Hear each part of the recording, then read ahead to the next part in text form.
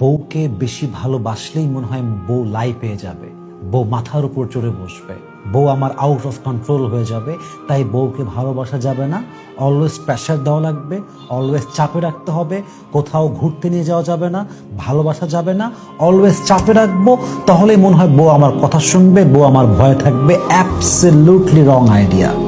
I think this is my personal point of view. I don't know whether you will go to agree or not, but I hope you will go to agree that this is the wrong concept that actually we have created in this society. মাথায় রাখতে হবে, বউ যদি honest হয়, বউ যদি loyal হয়, বউ যদি চরিত্রবান হয়, সৎ হয়, she was honest, she is honest and she has been honest with you all the time, এবং সে কখনো আপনার সঙ্গে চিট করে নাই, বাটপারি করে নাই, মিথ্যা বলে নাই, আপনার হক নষ্ট করে নাই, আপনার সংসারে এসে পরকীয়া করে নাই।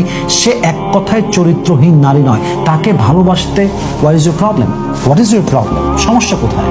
এটা সমাজের দেওয়া কনসেপ্ট যে বউকে ভালোবাসলে বউ লাই পেয়ে যায়। কেন লাই পাবে? কেন? একজন বউ যদি চরিত্রবান হয়, মাথায় রাখবেন, একজন বউ যদি চরিত্রবান হয়, আদর্শবান হয়, ভালো বংশের মেয়ে হয়, তার মা যদি ভালো হয়, সেই বউকে যত বেশি ভালোবাসবেন, সেই বউ মাথায় চড়বে তো বহু দূরের কথা, সেই বউটা আপনার জন্য জীবন দেওয়ার জন্য প্রস্তুত হয়ে যাবে। ঠিক কিনা বলেন? অনেক পুরুষ এটা আমরা বুঝি না। আমি সেই পুরুষকে সবচেয়ে অধম মনে করি যে পুরুষ একজন অনেস্ট ওয়াইফ পেয়েছে, পবিত্র ওয়াইফ পেয়েছে, লয়াল ওয়াইফ পেয়েছে, কেয়ারিং ওয়াইফ পেয়েছে, সব জানে যে আমার বউটা পবিত্র, চরিত্রবান, চিট করে না আমার সাথে।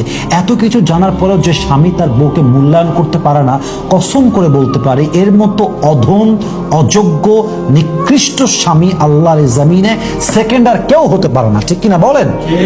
মাথায় রাখবেন, আপনার বউ যদি অনেস্ট হয়, লয়াল হয়, চিট না করে, তাকে ভালোবাসার ক্ষেত্রে কোনো প্রকার কোনো স্কোপ ছাড়বেন না। তাকে ভালোবাসবেন, তাকে আদর করবেন, তাকে ঘুরতে নিয়ে যাবেন, তাকে হাত খরচ দিবেন, তার শখ পূরণ করবেন, তার আহ্লাদ পূরণ করবেন, তার জেদ পূরণ করবেন, তার কথা শুনবেন, তাকে সর্বোচ্চ ভালোবাসবেন। এতে করে আপনার সংসারে বরকত দিবে কে? আল্লাহ। শুধুমাত্র সংসারে বরকত আসবে তা না, আপনি আপনার মনের শান্তি খুঁজে পাবেন, আপনার বউ শান্তি খুঁজে পাবে, ঘরটা জান্নাতের বাগান হবে। সবচেয়ে বড় বেনিফিট হচ্ছে আপনাদের পরিবার থেকে যে সন্তানটা আসবে এক যোগ্য সন্তান হবে, আদর্শ মায়ের, আদর্শ বাবার আদর্শ সন্তান হবে।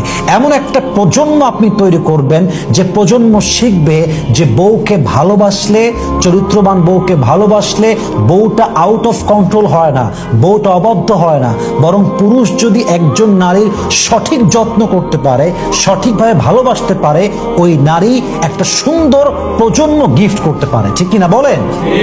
এটা আপনাকে শিখাতে হবে, এটা আপনাকে জানতে হবে, এটা আপনাকে মানতে হবে, এভাবে আপনার গড়তে হবে। সমাজের দেওয়া কনসেপ্ট নিয়ে চলবেন না। মাঝে মাঝে নিজের মাইন্ডসেট দিয়ে ভাববেন যে এটা কি আমার আদৌ করা উচিত, এটা কি আদৌ আমার জন্য করা যায়, এটা কি আদৌ বাস্তব? সমাজ আমাদেরকে এত রং কনসেপ্ট দিয়েছে যে রং কনসেপ্টগুলো ফলো করতে গিয়ে আমরা বেশিরভাগ ক্ষেত্রে একে অপরকে জুলুম করি, but we have no idea about it.